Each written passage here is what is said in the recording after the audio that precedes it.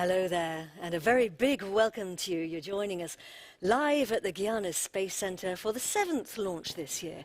And it's a hot and humid night on the edge of the Amazon rainforest, right on the equator here in French Guiana. I'm Katie Haswell, and our interpreters are Mark Fermat and Christopher Jack. They're going to be translating me for our French-speaking viewers tonight. And we are traveling on board a Vega rocket. She is flight number VV19. There she is, standing tall on the pad, about 30 meters tall, in fact, and weighing in at around 140 tons. She's got 5 satellites on board waiting to start their journey, tucked up inside the top of the launcher. And our main passenger tonight is Pléiades Neo for Airbus Defence and Space Intelligence, or Pleiades, as some of us Brits and Americans call it. It's the second satellite in their Pléiades Neo constellation. We launched the first one 4 months ago, and we're launching the next 2 on Vega C. And I have to say, these are literally groundbreaking satellites. They're going to provide crystal clear photographs of our planet with a resolution of up to 30 centimeters. And take it from me, that's very, very high res. And inside the fairing alongside Pléiades Neo, we have 4 other auxiliary passengers, all microsatellites actually, riding along as a piggyback.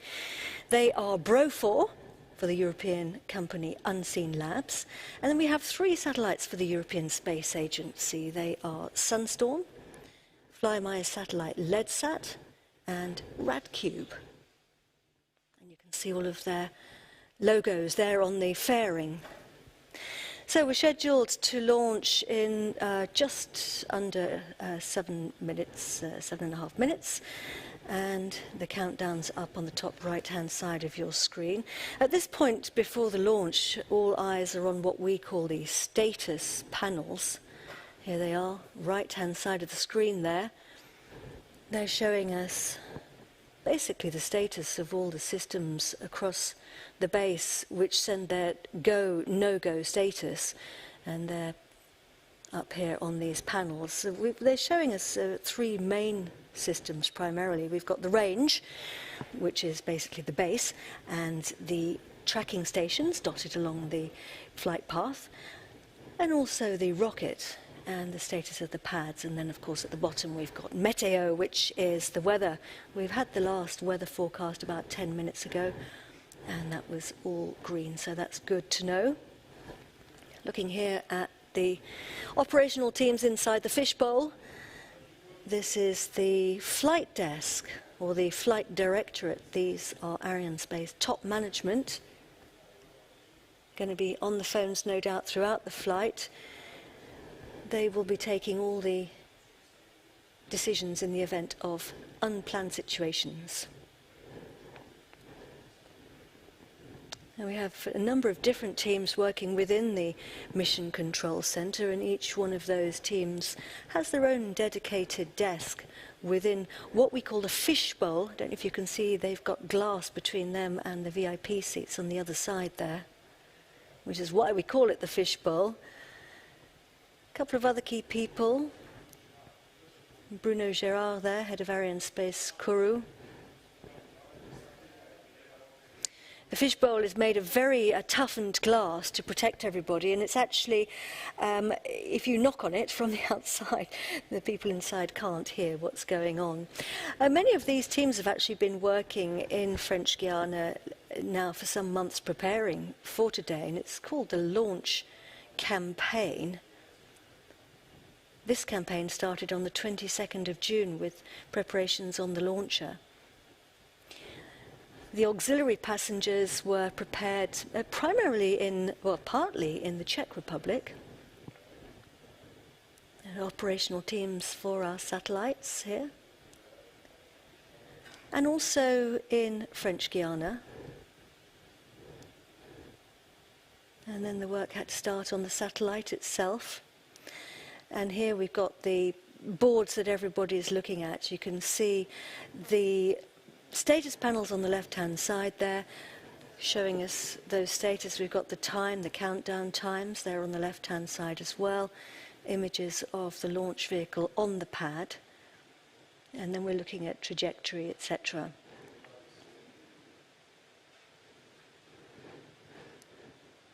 Vega standing tall there. You can see all the lightning towers around the outside. A couple of other key people here. This is the range operations manager.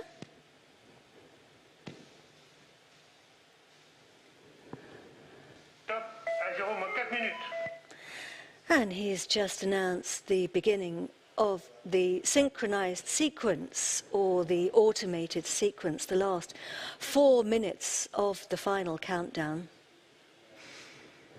Our range operations manager is Jean-Luc Voyer, and he's the one, he actually coordinates the launch-based systems during the final countdown, and he also calls out all the major events during the flight, so listen out for him.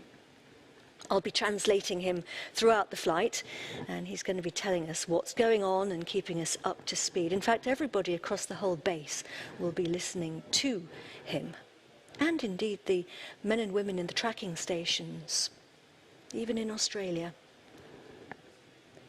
A good shot there of our launcher on the pad. We've got a number of different pads here at the spaceport. We have 3 pads with their associated buildings. This is the Vega launch site, or launch site SLV it's known as, Site de Lancement Vega. And it was actually built on the launch pad for the first Ariane rocket. That was Ariane 1. Some of you might remember it launching. It was on Christmas Eve, 1979.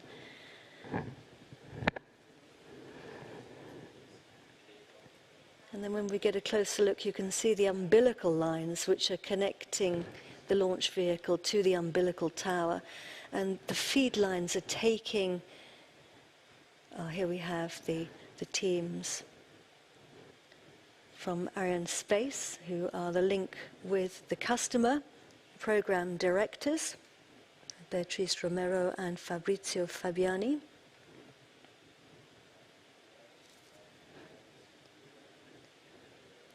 So I was saying the feed lines, when we get another look at the launcher, you can see the feed lines which carry the electricity and communications with the satellites.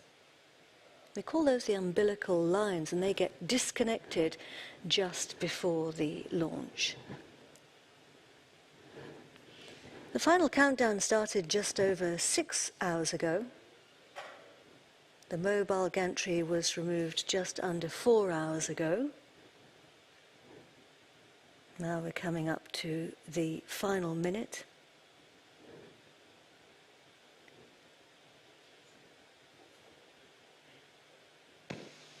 À tous les DDO, attention pour moins 1 minute.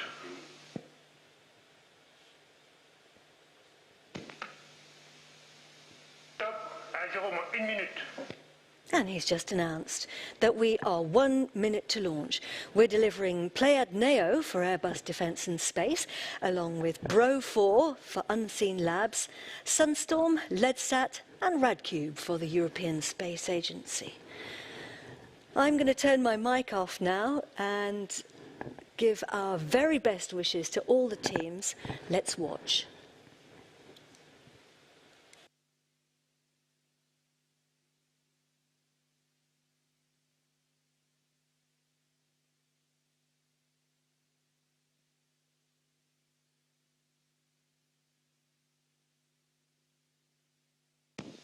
À tous les DDO, attention pour les décomptes finales.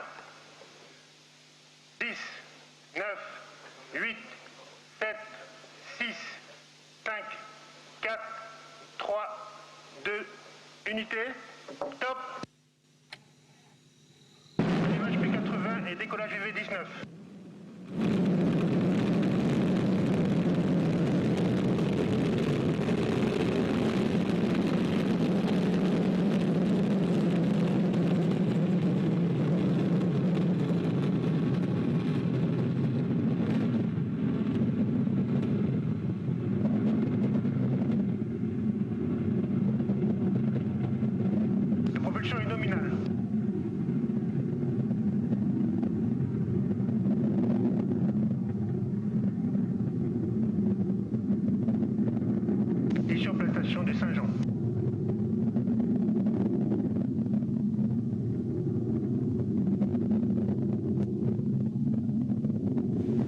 What a sight. They are off. Vega streaking across the night sky, lighting up the skies over the spaceport, over the Amazon rainforest. Our passengers have started their journey. Pléiades Neo, BRO-4, SUNSTORM, LEDSAT and RADCUBE are on their way. It's a huge moment for everybody who's involved. It must be quite something watching your babies lift off from the pad. Getting a great view here. We can still see the launcher 1 minute and 25 seconds after liftoff. We're looking here at the... He's telling us that everything's going according to plan. We were looking back there at the main or the first stage, the P80, the engine of the P80 it's known as, burning. We tucked in behind the clouds for a bit, but we came out again, so we got a great view. This is what it looks like up there in space, with our CGI images giving us a great view. We have confirmation there of separation of the P80, and the Z23 has switched its engine on. We are hurtling through space. Look on the right-hand side of your screen. At the bottom, vitesse is speed. We're traveling at the moment at 2.35678 kilometers, and we're getting faster and faster. We began the dogleg maneuver. We were rising up into space, and then we turned towards the north, heading towards what we call a sun... He said the trajectory is nominal, or normal. Heading towards a sun-synchronous orbit, which means we're virtually going north to south. Good view there of our launcher on the right-hand side. And on the bottom left, you can see that's our trajectory, we call it. It's the planned trajectory. And the white cross is the actual position of the launch vehicle. Take a look at what we call the fairing, the front of the vehicle. You can just about see on the bottom of it a line. That's because the fairing is made of two halves, and it's going to open like a petal when it separates. Now, leaving Earth behind us. Trajectory is nominal.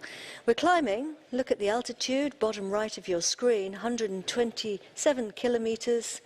And climbing. And we have separation there of the Z23 and beginning of the roll motion.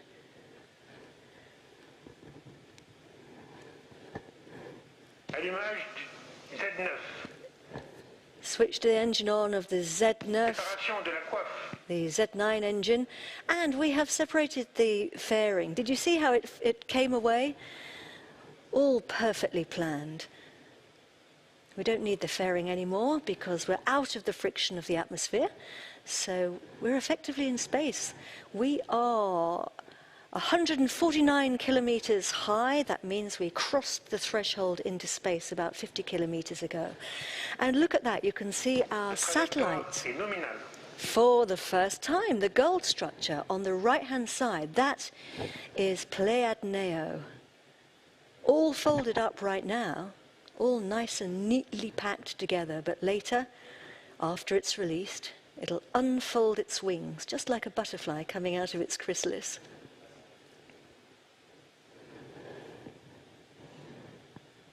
And then, to the left of it is the conical structure. That was the payload adapter. Look, you can see where we lifted off. We came from the launch pad at the CSG, the Guiana Space Center in French Guiana on the northeastern coast of South America. The tracking station there is Galileo, and we're heading towards the next tracking station in Bermuda in the Caribbean. And there you get a better view there of the conical payload adapter. And then to the left of that is the big tank burning its fuel. So we're heading towards a sun-synchronous orbit. That means that our satellite will always be in the same fixed position relative to the sun. So that's very useful for Earth observation. Oh wow, look at that. It's really, really interesting watching how these maneuvers happen in space. And these images are the CGI images, which have been very carefully planned, and all the information has been put into the computer and we produce these really sensational graphics. So the sun-synchronous orbit is very useful for satellites which are Earth observation satellites because it allows them to monitor the same place at the same time every day. So, for example, our satellite might fly over Paris every day at noon.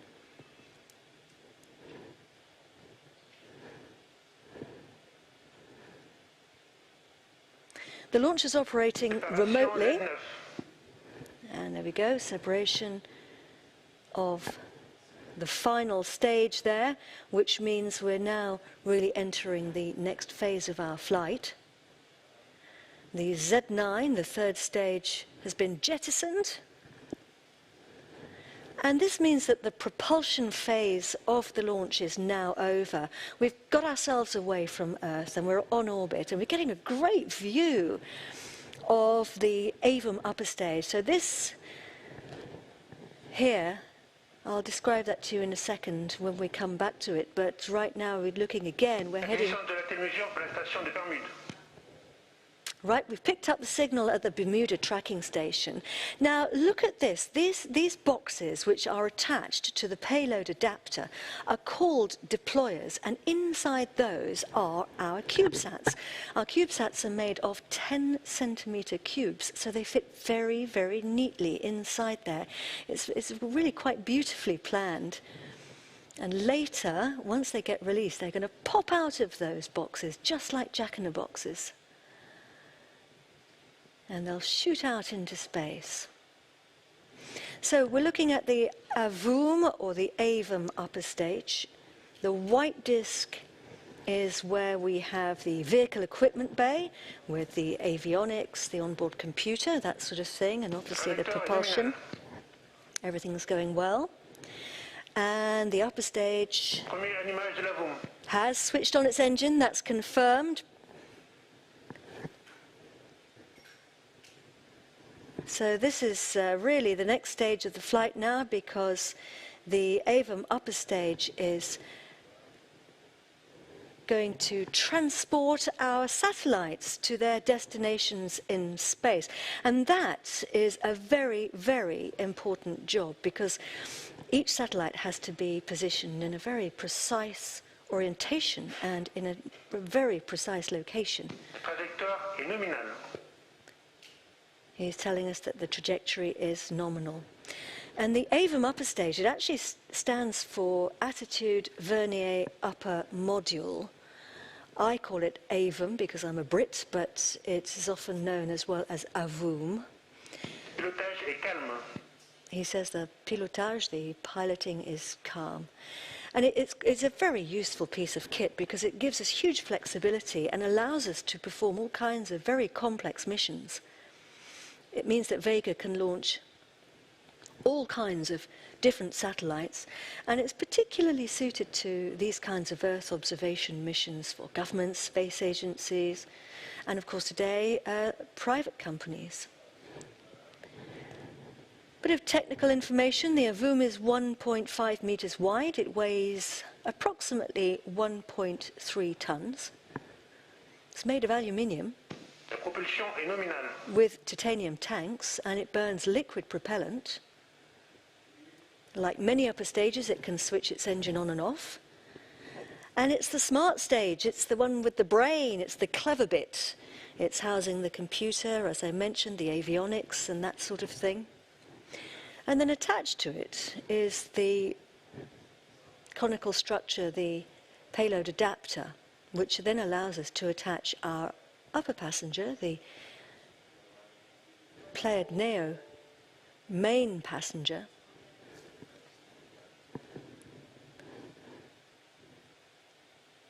And Avum, or Avum, has now started what we call orbit-optimized guidance attitude. That means that once it switches its engine on, it can continually recalculate its position to make sure that it's exactly on the right course. And if it does deviate, it can correct itself and come back to the correct trajectory. So it's pretty clever stuff. Acquisition de la télémesure pour la station de Saint-Hubert. And we've picked up the signal now at the next tracking station. It's in Saint-Hubert or St. Hubert, and that is in Quebec in Canada, just outside Montreal. The aerospace industry is very important over there. The Canadian Space Agency has its head office in the borough. And Europe's blessed with a family of launch vehicles which can take pretty well any kind of satellite to any kind of orbit. And that's important because these days space really is the gateway to a very exciting future, I'd say. Miniaturization is the order of the day, and the market for small satellites is quite literally booming. And these changes are driven by, well, a number of things, but of course the climate crisis is one of those things. As you well know from the newspapers and the reports recently, July was the hottest month ever. And we're seeing floods, we're seeing heat waves, we're seeing fires, people are dying. Our planet's climate is changing faster than we'd thought.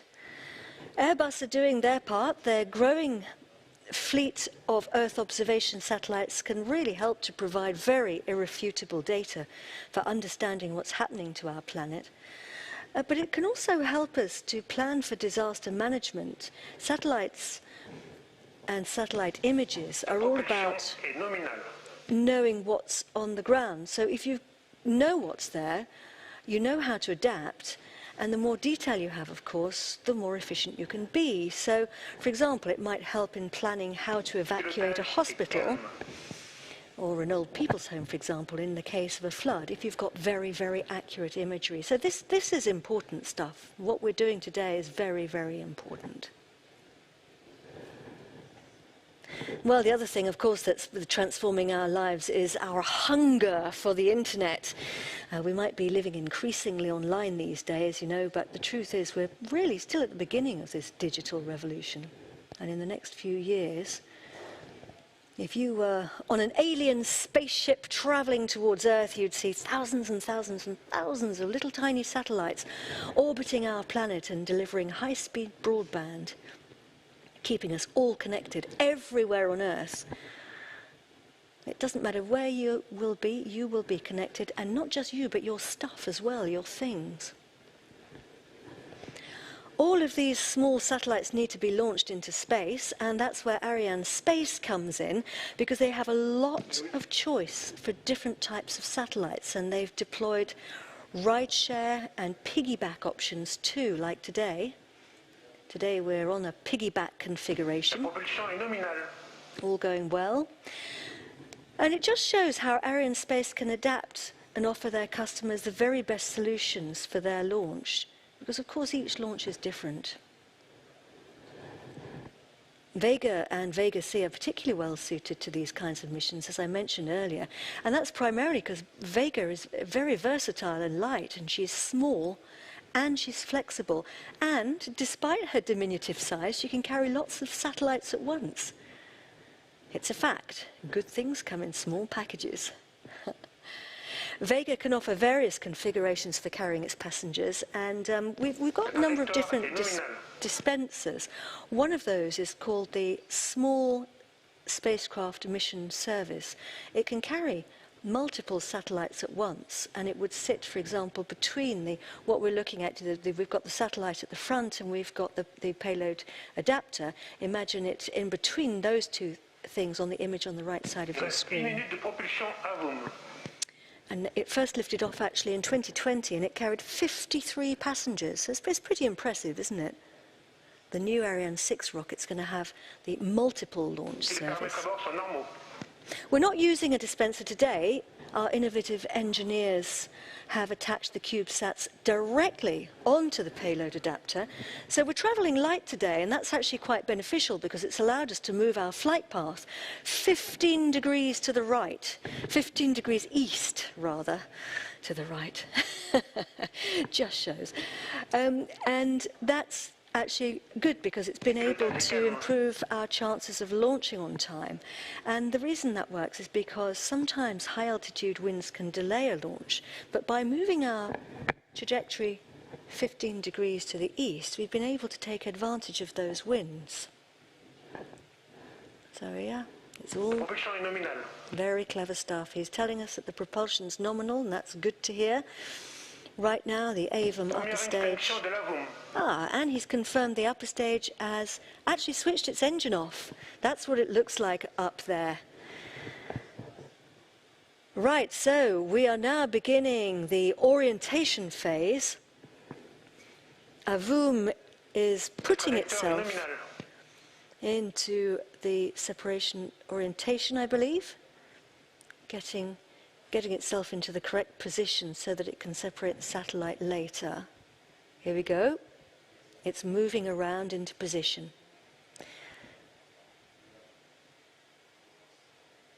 We've travelled just under 6,000 kilometres.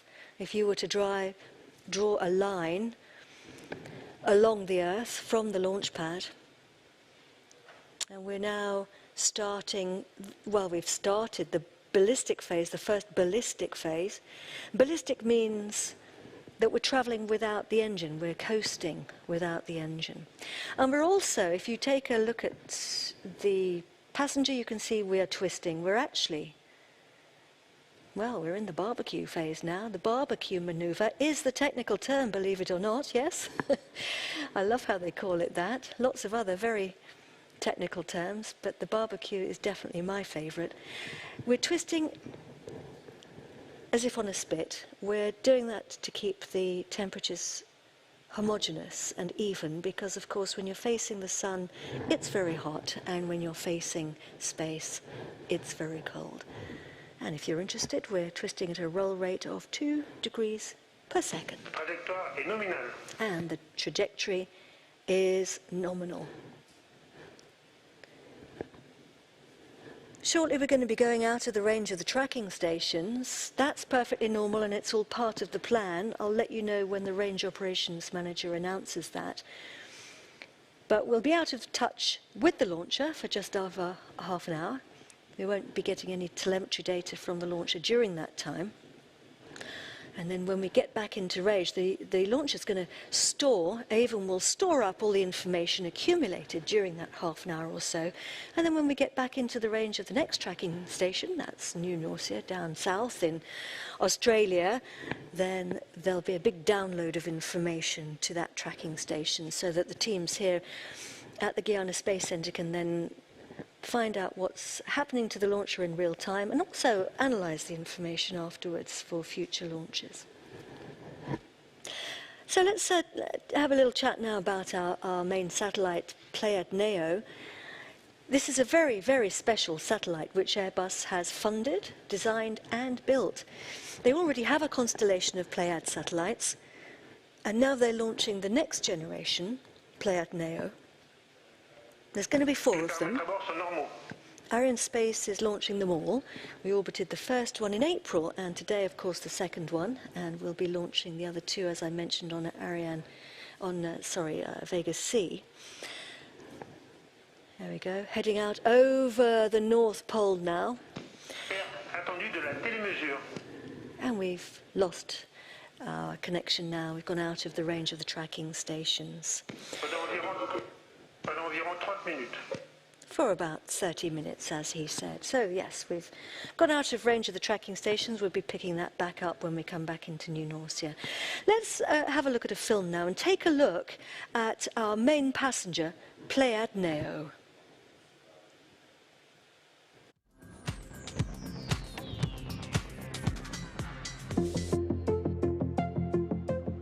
Four months ago in April, Arianespace launched the latest Earth observation satellite from Airbus Defence and Space. Its mission is to study and take photos of our planet.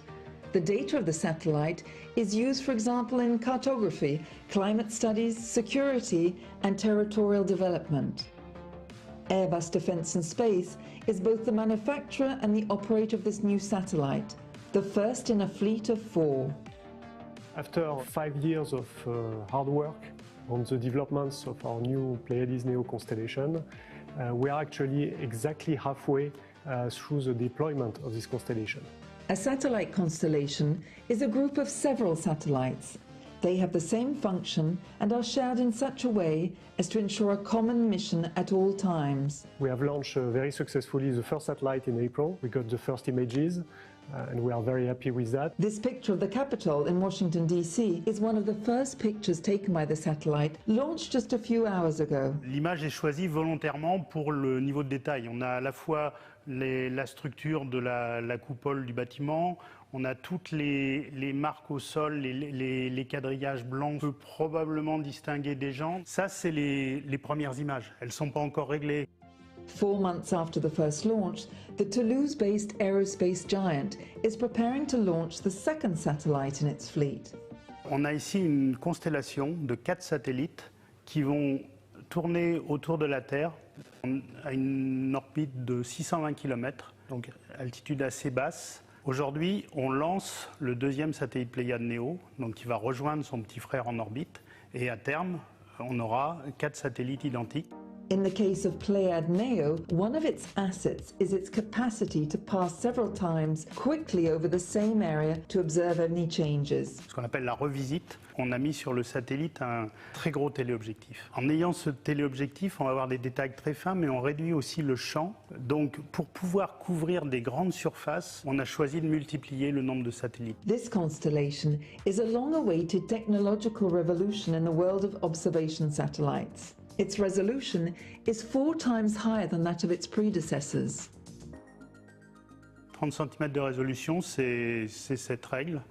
Et pour fixer les idées, à 620 km d'altitude, 30 cm, si je mets Pléiades Neo à Toulouse et que je regarde Paris, je vais pouvoir distinguer une personne sur le premier étage de la Tour Eiffel. Resolution is not the only task Pleiades Neo can perform. The satellite also has a large swathe. La fauchée, la capacité de voir malgré tout une zone assez large, 14 km en un seul passage, c'est remarquable d'avoir réussi à maintenir une fauchée assez large en augmentant le niveau de détail. The objective for Airbus Defence and Space's Pleiades Neo constellation is simple. We want to take the leadership on the Earth observation market, both in a technical and commercial way. But to achieve this, there are a few steps still to come. We will start a new phase, which is the phase of commercialization.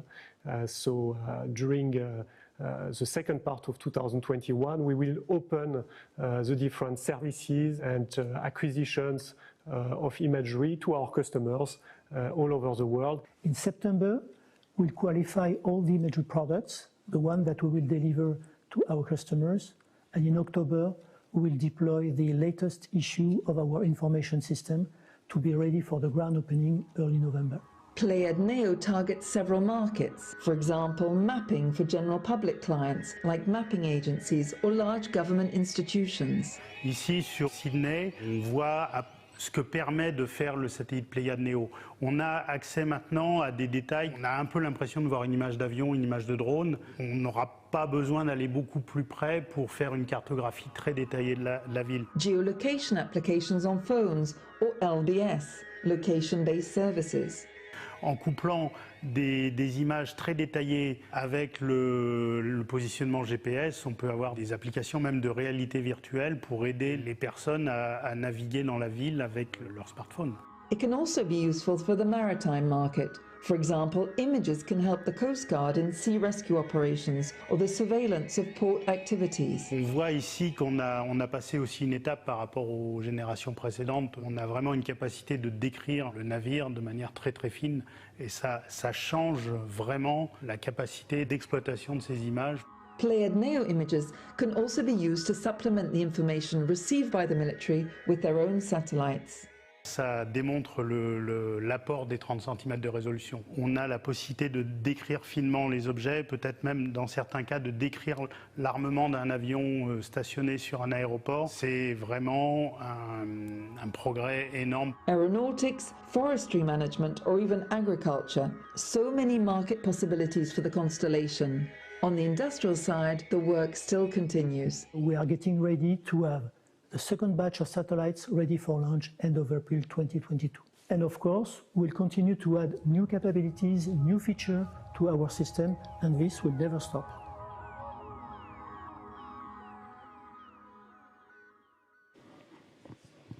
And they're constantly innovating. They're always thinking ahead and working on new technologies. It's fantastic. What will they bring us next? And isn't it remarkable that we'll be able to see a person on the Eiffel Tower from space? Gosh, such progress. So you can see how these detailed photographs of our planet have lots of different applications. And it follows that everyone's very, very keen to get their hands on these images. It's useful in so many ways. For example, just imagine startups working with artificial intelligence, or companies providing analytics, say for economic purposes or environmental mapping. So many applications. I mean, you might have a company, for example, you could be monitoring car parks around supermarkets to see what the throughput is, when people are parking, when people are using the supermarkets, and then you can sell that to companies to target promotions, for example, to those people when they're there. So lots and lots of applications. And it's particularly important, of course, with the advent of driverless cars, because they need to know exactly where they are. Super accurate navigation needs two things. It needs satellite positioning, but it also needs very precise maps. And the accuracy of Pléiades Neo is going to be extremely helpful in geolocation. Another interesting application actually is monitoring storage cylinders for oil. As you know, they have floating roofs, and the satellites can detect the changing shadow of the roof as the oil goes down. So you can calculate the volume of the oil inside, and that helps to know where the oil supplies are in the world, and it can be useful for economic forecasting of the oil in the barrels. All kinds of applications. Water is another one. Pléiades Neo is going to be able to see several meters down into the water, and that's going to be very useful for example, looking for plastics and pollution. The list goes on. There are so many applications, and so many people are going to want to use it. And in fact, anybody can access these images. You don't have to be a government or an NGO. Absolutely anyone can access the images. Airbus have an online platform. It's called One Atlas, and all you have to do is log in and choose what you want from their archive. Or else you could also task the satellite to collect new imagery. All satellites, however big and small, are products of passion, creativity, and expertise. And you don't have to be an engineer to work in space. There are lots of different jobs. And here are two people from Airbus to tell us about their jobs. Let's watch the film.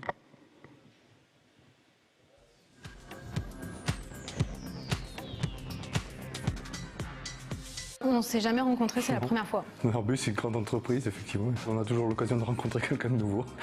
Je m'appelle Frédéric, j'ai 52 ans. Je travaille chez Airbus depuis 12 ans et dans le spatial depuis 25 ans. Je m'appelle Nelly, j'ai 37 ans. Je travaille chez Airbus depuis environ 13 ans.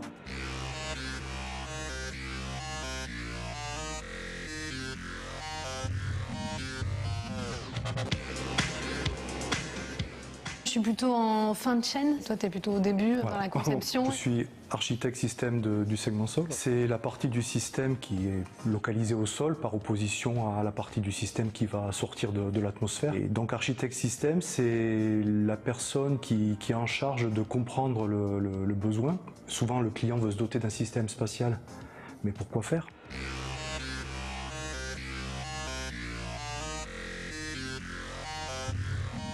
Il y a un moment qui est extraordinaire, c'est quand on nous dit que le système marche. Une fois que le satellite est lancé et qu'on a des premières communications avec le sol et qu'on voit que ces données-là se transforment en une image.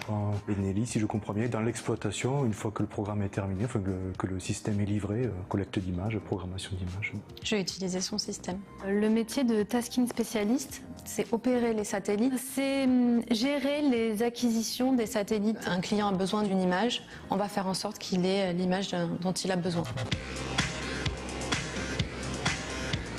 curieux, il faut être débrouillard, savoir bien communiquer. Pour pouvoir acquérir les images dans le temps imparti et acquérir de bonnes images, il faut prendre en compte tout un tas de contraintes. Il peut y avoir plusieurs clients au même endroit qui veulent la même image ou le même secteur. Il peut y avoir des contraintes météorologiques et il faut prendre en compte tout ça. Et donc c'est un peu comme un jeu de logique. L'organisation, le relationnel et la curiosité. C'est un métier d'ingénierie sur lequel on ne peut pas aboutir si on n'a pas la curiosité de savoir ce que veut notre client, de savoir comment fonctionne notre sous-traitant, de savoir à quoi va servir notre système. Comme tous les petits garçons, j'ai eu ma phase astronaute, on va dire. Et par la suite, elle a fait que croître. Alors maintenant, bon, le rêve de devenir astronaute est resté dans le passé. Petit à petit, je me suis aperçu que toute cette histoire qui s'est écrite autour du spatial, en fait, elle avait un point commun qui était l'excellence, la recherche de l'excellence dans tous les programmes. C'est ce qui m'a motivé une fois que j'ai eu mon diplôme d'ingénieur en poche. Alors non, pas du tout. C'était pas un rêve d'enfance. Je suis arrivée dans le domaine du spatial complètement par hasard. J'ai fait une licence de géographie. Ensuite, je me suis spécialisée dans les systèmes d'information géographique et j'ai été recrutée pour travailler sur un projet de cartographie. De fil en aiguille, je suis arrivée dans l'équipe tasking, donc directement en lien avec les satellites. Mais ça suffit pour faire naître une passion, hein, oui, je suis très contente. Là-bas, c'était pas ce qui est prévu. Je voulais être hôtesse de l'air ou prof de danse, alors bon. Et souvent, le spatial, on pense à des ingénieurs derrière des tableaux noirs qui écrivent des équations monumentales et affreuses. Mais il y a 1000 façons d'arriver à poser sa patte sur un programme spatial. Les missions. Quand on part chez les clients à l'étranger, parce que c'est des clients qui ont leur propre infrastructure, leur propre antenne, et ils reçoivent les images directement chez eux. Nous, en tant qu'équipe tasking, on part pour les former à utiliser nos systèmes. Et quand on les rencontre la première fois, ça fait toujours quelque chose. Dans l'équipe tasking, on est divisé en petites zones géographiques. Moi, j'ai surtout voyagé dans la zone du Moyen-Orient. Je suis partie au Qatar, je suis partie en Azerbaïdjan, en Turquie. Mais c'est bien, ça permet de grandir dans son métier, de prendre confiance en soi et de se dépasser. Il y a quelque chose qui m'est arrivé récemment que j'ai vraiment adoré, c'est une photo montrant que mon nom avait été marqué sur la coiffe du satellite, enfin la coiffe de la fusée pardon, qui embarquait le satellite. Juste mon nom qui est parti dans l'espace. Je trouve ça extraordinaire. Moi, ce qui me motive là, dans les années à venir, c'est qu'avec le lancement de ces nouveaux satellites, on va aller chercher de nouveaux clients, et notamment de nouveaux clients à l'étranger pour avoir de nouvelles stations. Et il va y avoir tout un travail de formation et de visite aux clients, et de nouveaux process à mettre en place. Je suis assez motivée en fait par ces nouveaux challenges. Le spatial est en train de régénérer du rêve dans le domaine de la recherche des exoplanètes. J'ai le sentiment comme ça qu'il y a un morceau de l'humanité qui attend à se dévoiler avec un jour l'annonce du fait que oui, ça y est, on pense pouvoir affirmer que la vie existe sur telle ou telle planète. J'espère que notre métier est un métier d'avenir. Notre force, c'est notre savoir-faire. Je pense que l'observation de la Terre aujourd'hui, avec les enjeux climatiques, ça devient vraiment le moyen d'avoir des informations à la bonne échelle. Il semblerait qu'il y ait des problèmes au Canada, des problèmes en Europe, des problèmes en Australie. Et je pense qu'une vision locale, une interprétation locale de la situation n'est pas suffisante. Donc je pense que l'enjeu de disposer de bonnes informations acquises à la bonne échelle, donc des images satellitaires, vraisemblablement une clé de la réussite de la résolution de nos problèmes de climat. Very inspiring to hear all that, particularly if you're a young person looking for a job in space. So let's have a little recap. We're flying through space. We are coming up to 35 minutes into the launch of our 5 passengers. And we lifted off from the pad just under 35 minutes ago. Let's take a look at a replay of our launch.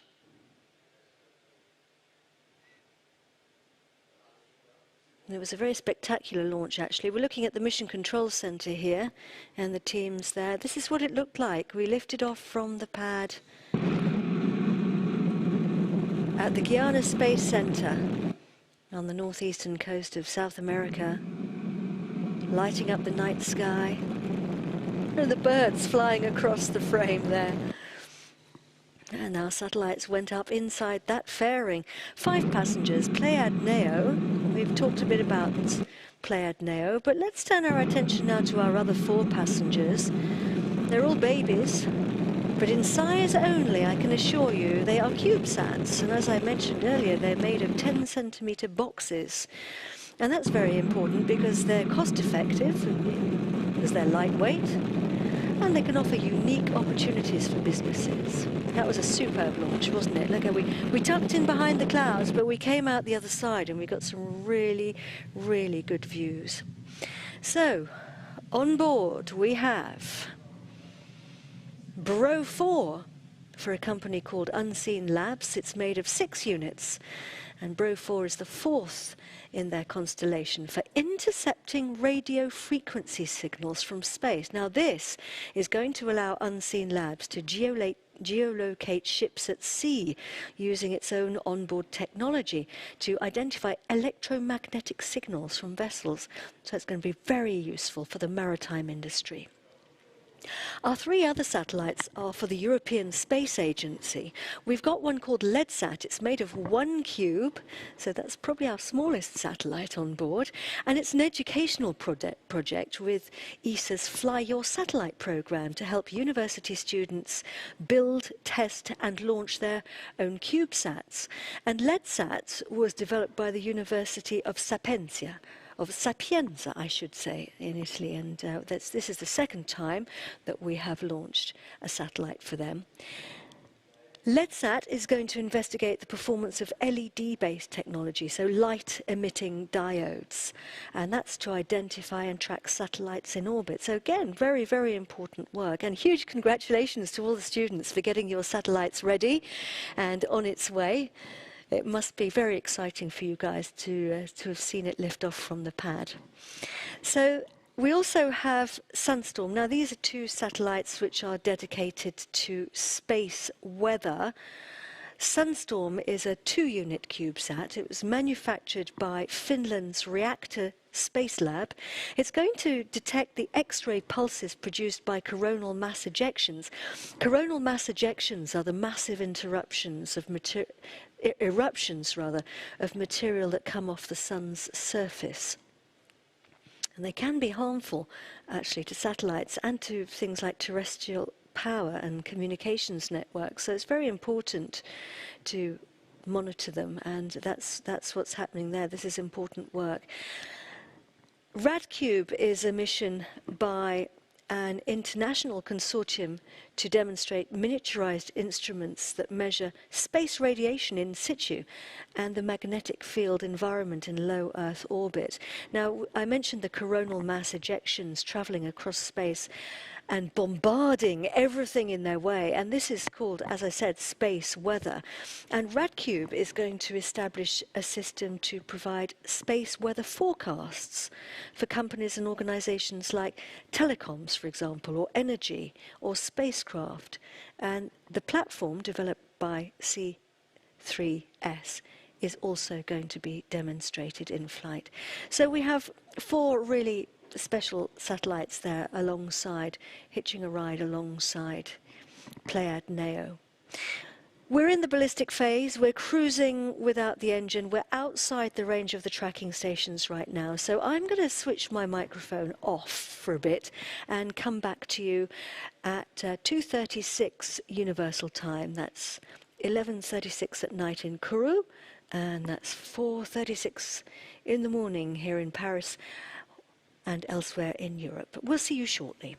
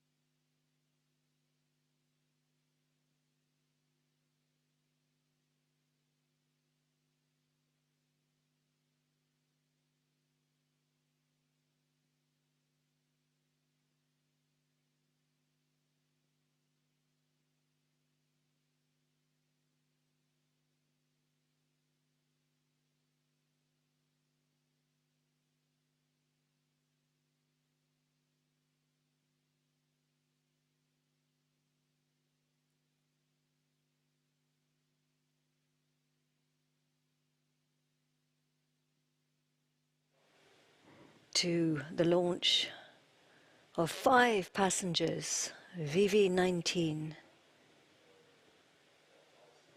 That was 49 minutes and 23 seconds ago. We lifted off from the pad at the Guiana Space Center. 10:47 at night, local time in Kourou. That was 1:47 universal time. And we went hurtling into the night sky on board a Vega rocket, lighting up the skies over the spaceport, which is right on the coast. So we're heading out over the sea here. We've got a great view of the launch. And now this is what it looks like up there in space. We have our Pléiades Neo satellite attached and our other 4 auxiliary passengers attached to the upper stage. It's called the AVUM or AVUM upper stage. Our auxiliary passengers are in those little boxes that you can see attached to the adapter. They're the deployers. They'll come out of those. But first of all, before that can happen, the Pléiades Neo satellite needs to be released onto its orbit. We've been traveling outside the range of the tracking stations, and soon we're expecting to come into the range of the new Norcia station. There's our flight path. We've been traveling north to south. We lifted off from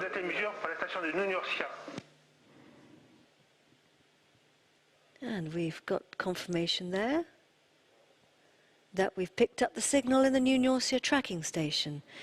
And you can see our telemetry details have come back on the bottom of the screen.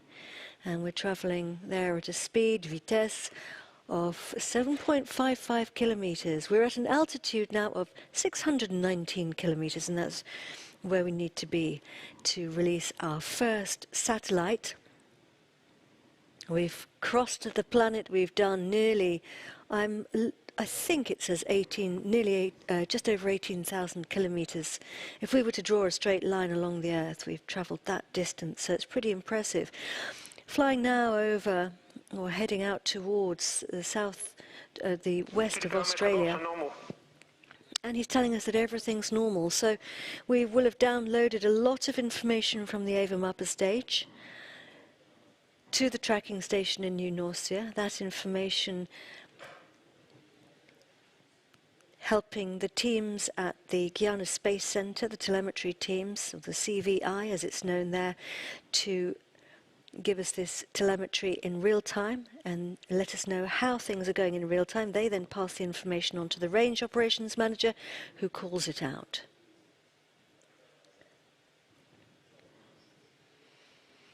Next phase will be the switching on of the upper stage. It's getting ready to switch its engines on now, back in the pre-burn phase that we saw before. There we have confirmation there that the upper stage AVUM has switched its engine on, and it's now going through an orientation maneuver, as you can see there.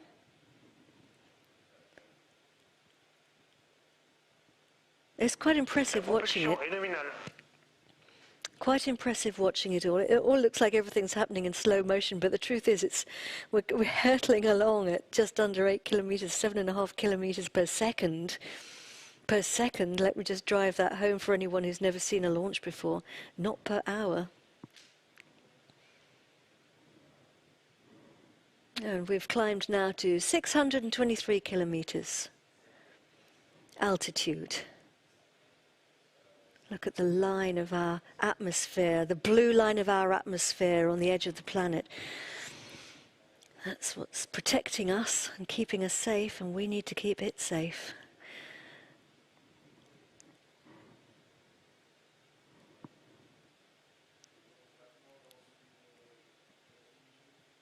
Upper stage, performing orientation maneuvers. We have to position the satellite incredibly precisely. into space. It needs to be orientated to a very specific set of procedures. All this has been incredibly carefully planned. It's quite beautiful to watch. You can see why some people like to call this the space ballet. That's what it looks like up there, with Avum moving the satellite into position so that we can then get ready to separate the Pléiades Neo satellite. Séparation Pléiades Neo 4. And we have confirmation. The Pléiades Neo satellite has been separated. Very happy faces in the Mission Control Center. People have worked for many years for this. It's a big moment. A wonderful moment. And of course it's the end of the job for some and the beginning for others, because we have the teams on the ground who are taking charge of their new baby. And they need to be concentrating very hard right now because they are operating their satellite. And of course they'll be waiting for Neo to call home. The team there and the flight directorate all looking very happy. JPE, I wonder what that means.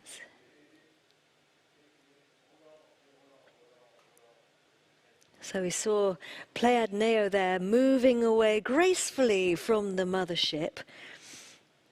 A set of springs moving it away. And we still have 4 satellites attached, of course. Passengers, they're going to be released in about 50 minutes from now. Their separation will start at 1 hour and 44 minutes after the launch. I think it might be nice to have a look at some replays here. This is what it all looked like right at the beginning, 56 minutes ago, lifting off from the pad. So our 4 satellites, just a reminder, they are LEDSAT and SUNSTORM. They're going to be released first. Then BRO-4 will be released. BRO-4 has its own deployer. And then they're followed by RADCUBE, which will be released after the others. And you can watch all that because we're going to leave our live stream up for you. We're going to leave our CGI images, and we'll also leave the range operations manager. You'll be able to tune in, listen to him. And we're going to leave all the telemetry information for you on the screen so you can follow the launch on the screen. Or you can also keep track of our social media websites, and we'll keep you posted on our Twitter account. You can get all the confirmations of the separations and all the information. So, good luck to everybody for the release of your satellites, and congratulations to Airbus Defence and Space. I hope everybody feels proud of themselves. It's a job well done. Very best wishes to all the teams involved in today's mission. I'm going to cut my mic off now and say goodbye. So from me, Katie Haswell, and our interpreters, and from everybody who's bringing you this live webcast, until next time, goodbye.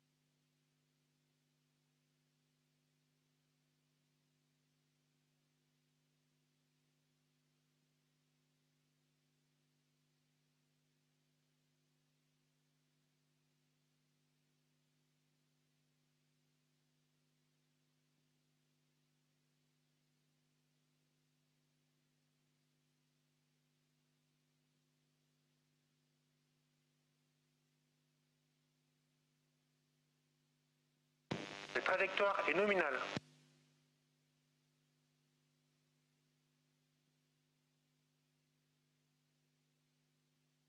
Troisième allumage de la VOOM.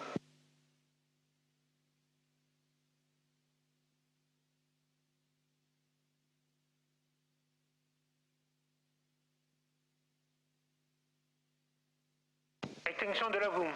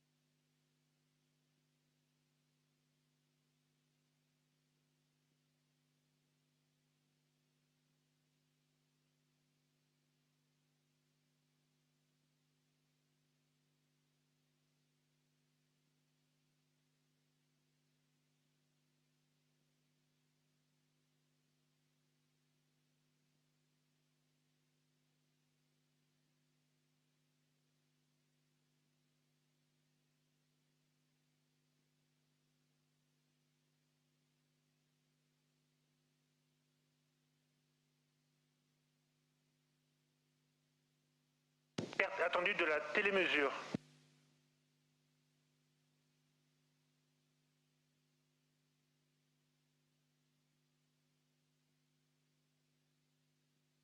Perte de la télémesure encore pour environ 39 minutes.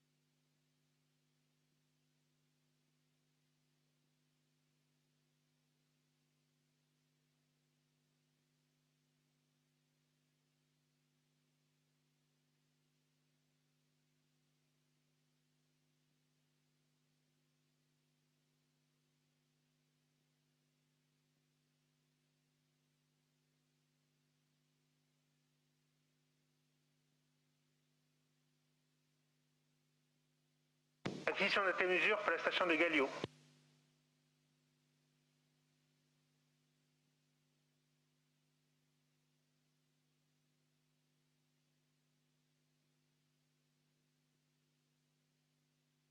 Les paramètres à bord sont normaux.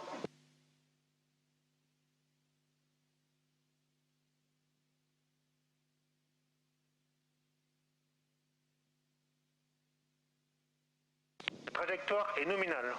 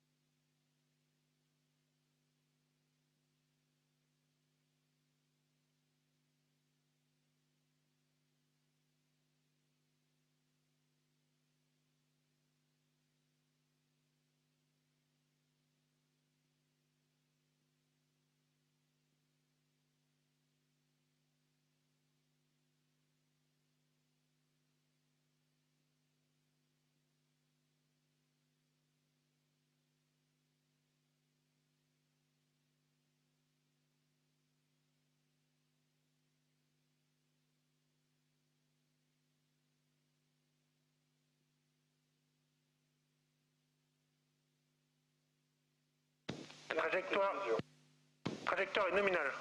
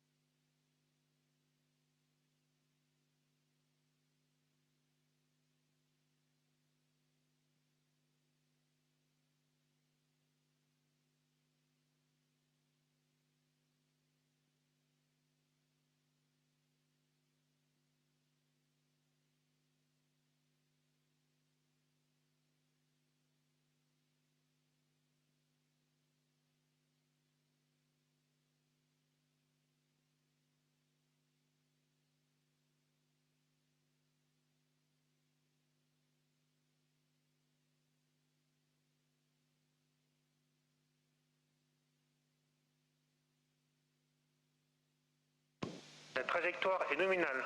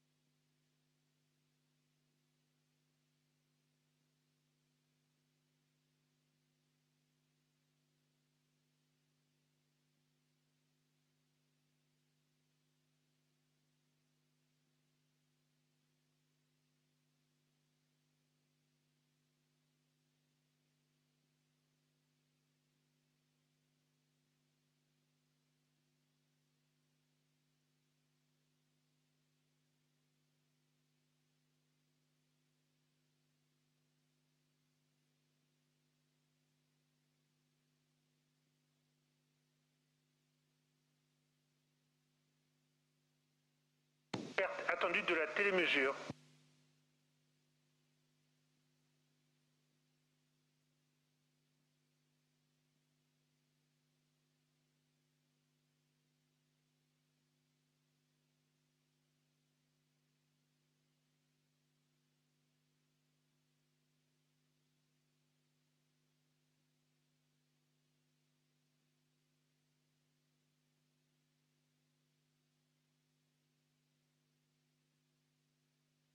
Acquisition de la télémesure par la station de Bermude.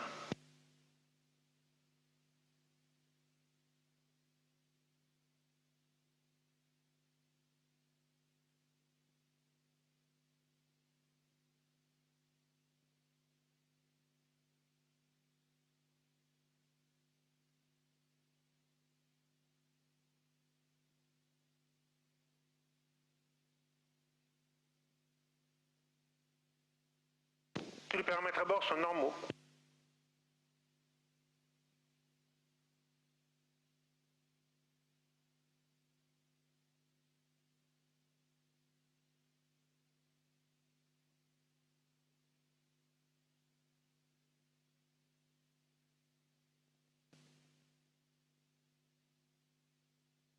Trajectoire est nominale.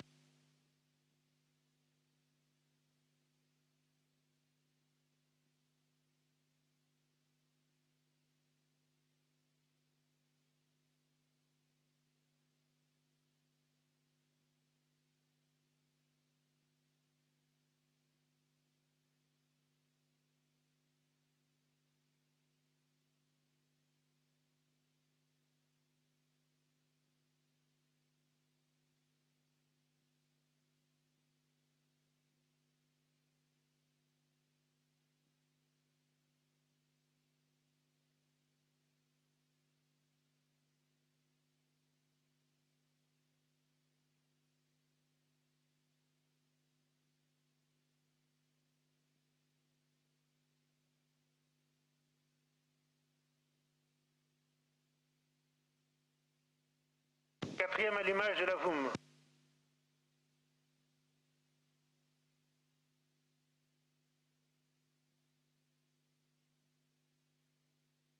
Propulsion nominale. Quatrième extinction de la VOOM.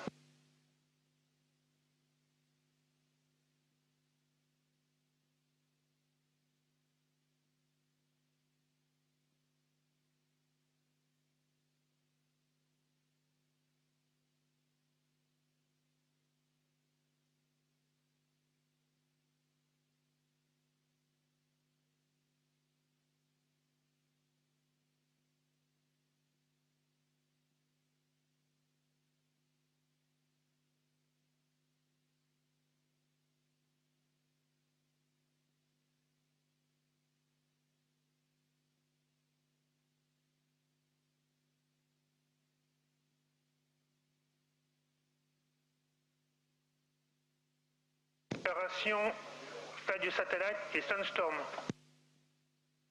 Séparation BRO-4.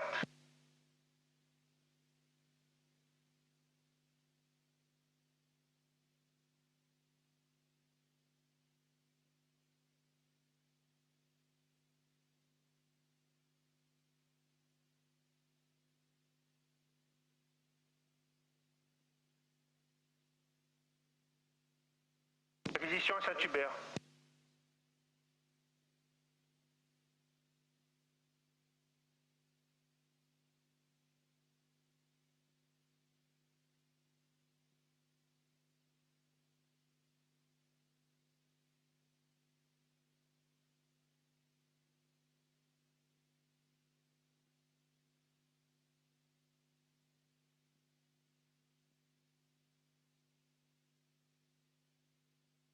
Séparation RADCUBE.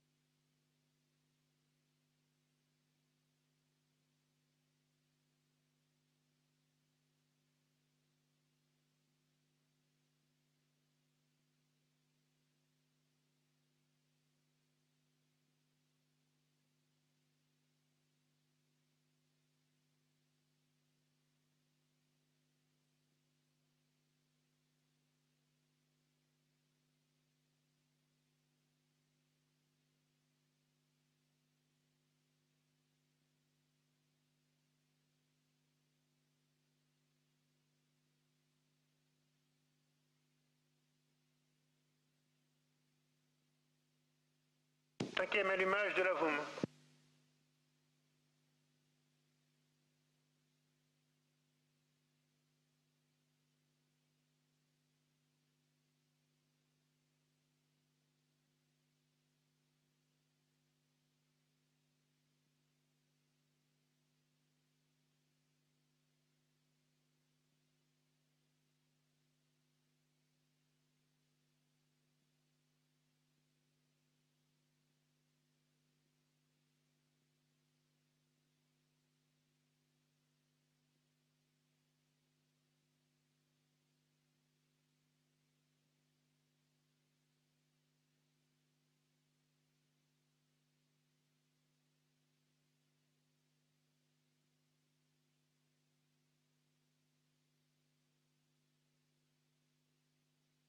Le pilotage est calme. 5e extinction de la VOOM.